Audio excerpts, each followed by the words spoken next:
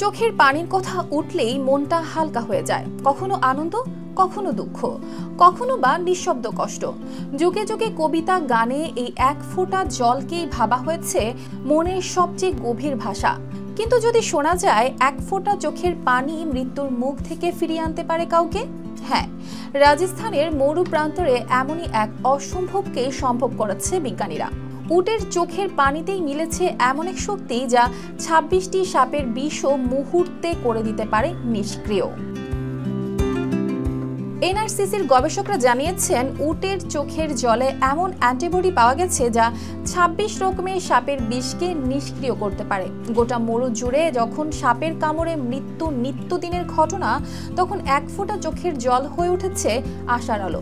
গবেষণার শুরুতে বিজ্ঞানীরা উটের শরীরে সাপের বিষ দিয়ে তৈরি বিশেষ টিকা প্রয়োগ করেছিলেন। কিছুদিন পর দেখা যায় সেই উটের চোখের জল ও রক্তে এমন অ্যান্টিবডি তৈরি হয়েছে যা শুধু বিষ নষ্ট করতে পারে না, বরং বিষের জন্য শরীরে যে ভয়াবহ রক্তক্ষরণ ও জমাট বাঁধার সমস্যা হয় সেটাও নিয়ন্ত্রণ করতে পারে।